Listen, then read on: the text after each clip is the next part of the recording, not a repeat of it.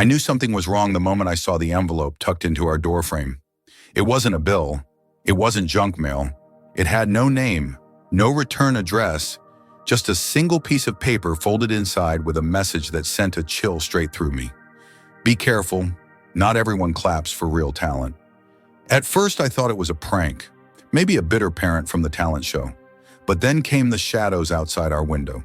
The man in the dark coat who stood across the street without moving. The phone calls with no one on the line. All this, right when my daughter Lily was finally beginning to find her voice, and the world was starting to listen. Was someone trying to silence her before she even had a chance to speak?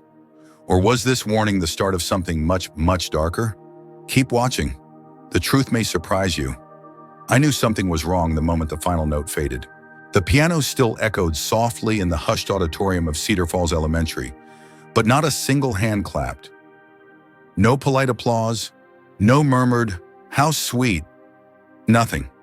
Just the sound of my 9-year-old daughter Lily lowering her trembling hands from the keys and the hum of fluorescent lights overhead. I sat frozen in the third row, breath caught in my throat, my palms gripping the edge of the plastic chair as if it might anchor me to something solid. Then came the whisper, sharp and quiet but cruel enough to cut through the silence. "That's the poor girl," a woman behind me muttered.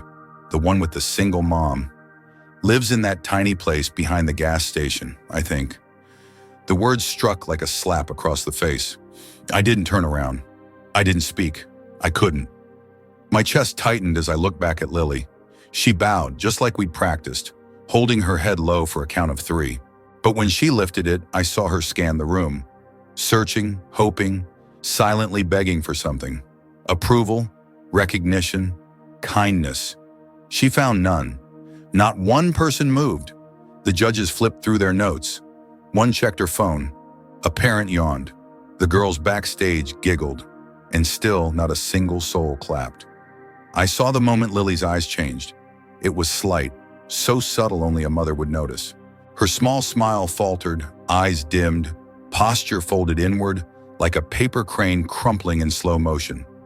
I wanted to leap out of my seat, rush the stage, scoop her into my arms and run. Out of the auditorium, out of this town, out of a world that could hear a child pour her heart into music and respond with indifference. But my legs wouldn't move. Not out of fear, out of shame. The kind that seeps in over time when you know you're always one step behind. We live in a 2-room rental behind the gas station on Maple Street in Cedar Falls, Ohio.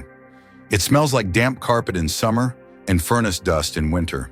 I work 2 jobs, a janitor at Lily's school during the day and a waitress at a 24-hour diner at night. The keyboard she practiced on was bought at a garage sale for $60. The B-flat sticks and the power cord sparks if it's not taped just right. But she loved that keyboard. She treated it like it was made of gold. Every night for weeks she practiced. I'd hear her through the wall after homework, headphones in, tapping out melodies she called stormy but hopeful, or what missing someone sounds like. It wasn't just music to her, it was emotion turned into sound. So when she asked to play at the talent show, I hesitated. I knew this town. I knew its rules, unwritten and sharp. The kids with private lessons and rhinestone leotards always got the applause. But Lily said, "I want them to hear what I wrote. Artin, not perform it, not show off. Just let them hear it." And now, no one had. I swallowed down the tears burning my throat, because if I cried, I was afraid I'd never stop. And then it happened. A figure stood up from the very back row. At first I thought it might be a janitor or a late-arriving parent, but no. He was tall, broad-shouldered, in a clean but plain gray suit. He didn't look like anyone from town. No one around him reacted. He wasn't clapping. He wasn't even smiling. He just stood there perfectly still, watching Lily. Then with a calm that made my stomach twist, he started walking down the center aisle. The murmurs began immediately. "Who is that? Is this part of the act? Security?" Even the judges shifted in their seats. One woman half stood, unsure if she should stop him, but something in his stride silenced them all. He walked like he belonged there. Lily, who had stepped to the side of the stage with her music folder clutched to her chest, froze as she noticed him. I saw her eyes widen, but she didn't flinch. She just watched. The man reached the front, turned toward the judges, and spoke into the stillness. "Excuse me, would it be all right if I borrowed the microphone for a moment?" No theatrics, no fanfare, just quiet confidence. One judge gave a hesitant nod. A student handed him the mic. He walked to center stage, turned to face the crowd, and said, "My name is Dr. Samuel Green. I wasn't supposed to be here tonight. My flight was canceled, so I stopped by to see my granddaughter perform. But then I heard something I haven't heard in a very long time." The room leaned in. The tension was electric. I've spent my life teaching piano at Juilliard. I've trained soloists, composers, and symphony performers. And I want to say something, as someone who's heard tens of thousands of performances in his lifetime. He turned toward Lily. That piece was not just a song. It was a voice, a story, an act of truth. I couldn't breathe. He turned back to the crowd. "With your permission, I'd like to ask Lily if she'd be willing to play again. This time, with me accompanying her." A stunned silence. Lily looked at me, not scared, just unsure, like she was asking, "Can I believe this?" I nodded, tears falling freely now. She walked back to the bench, her little legs steady, her posture straight. Dr. Green sat beside her, not taking over, just sharing the seat. And then together, they began to play. And something extraordinary happened. The melody, once delicate and trembling, now soared. His soft chords underlined hers, lifting them like wings. It was as if her music had found a voice it didn't know it needed. The audience, so silent minutes ago, was rapt. Phones slowly came out. Parents leaned forward. One judge put her pen down and just listened. Another wiped her eyes. When the last note fell like a sigh, there was a pause, and then an explosion of applause. The entire auditorium rose, clapping, cheering, whistling. Lily turned toward Dr. Green and smiled. Just a flicker, small but radiant. In that moment, she wasn't the poor girl anymore. She was a musician. She was heard. But why had Dr. Green been there that night? Why her? And what did he see in her playing that no one else had? What comes next will change Lily's life, and mine. Thank you for watching.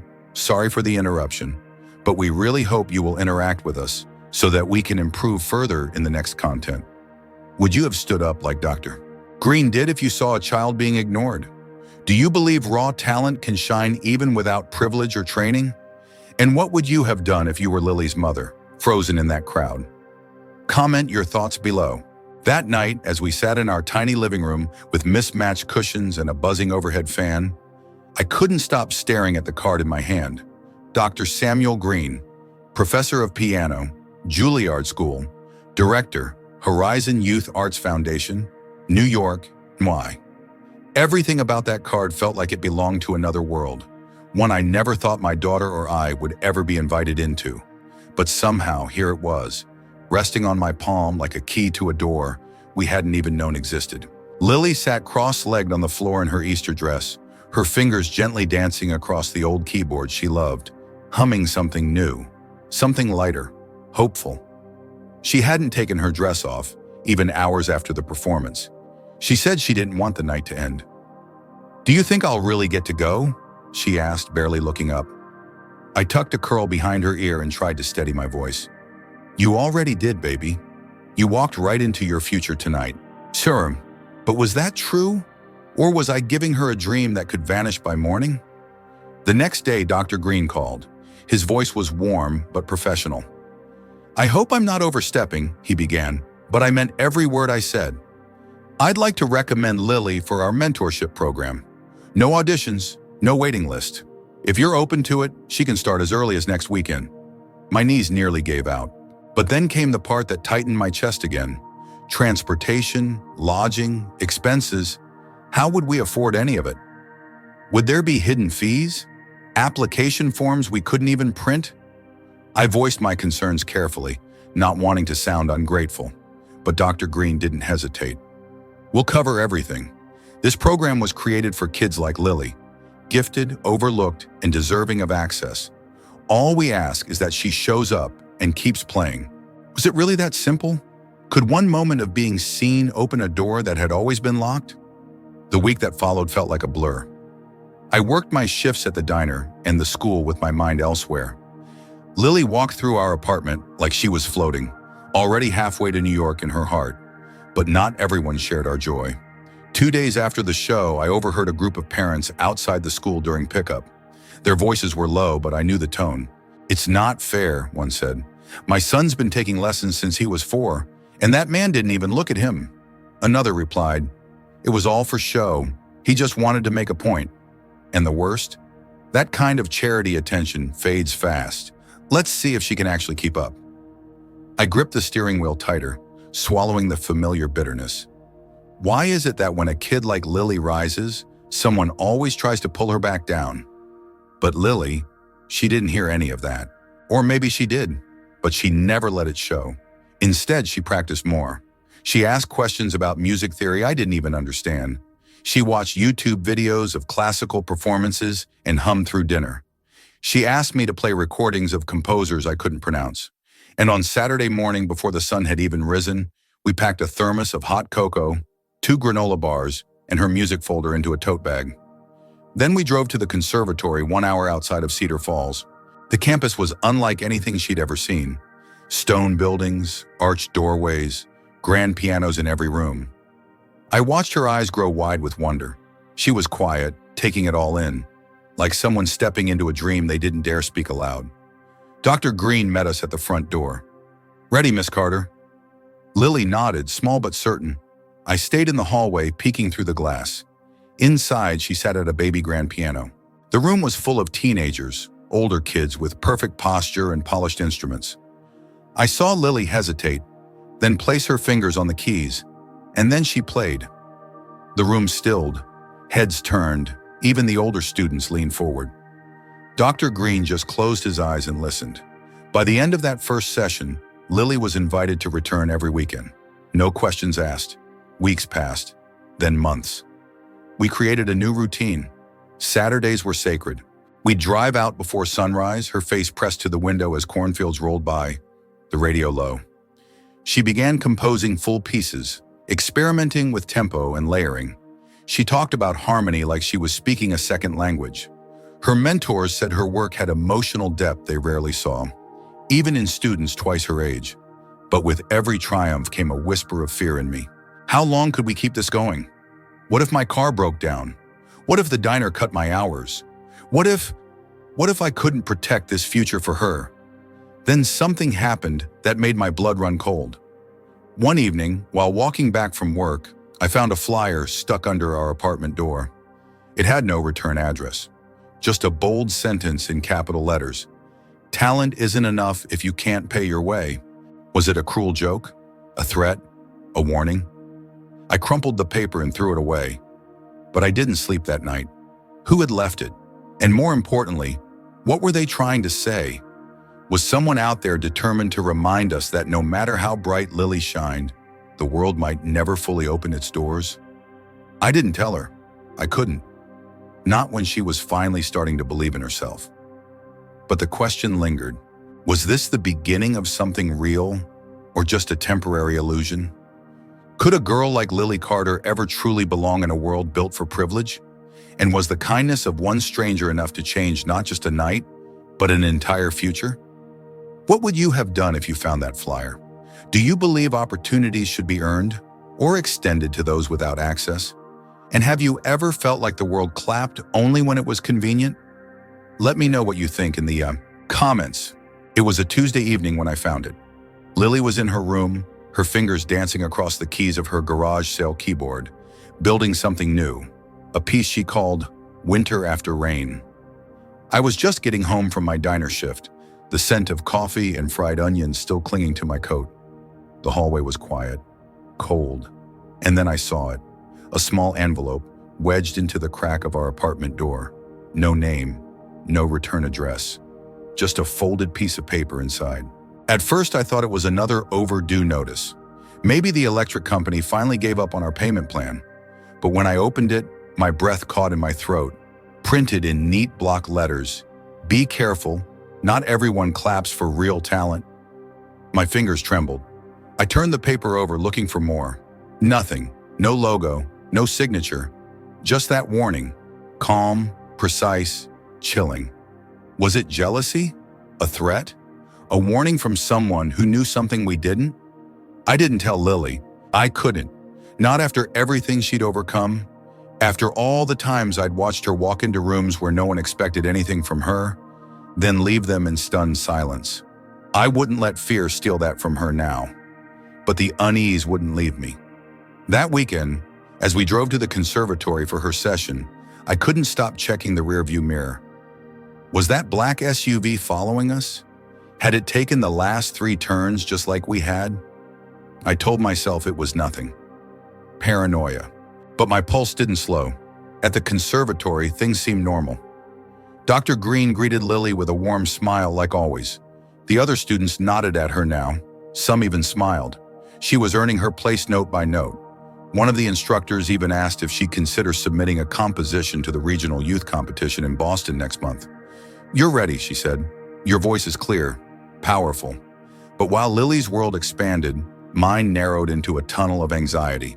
On the drive home, I asked her casually, "Has anyone said anything weird to you lately? About the program?" She glanced up from her thermos of cocoa. "No.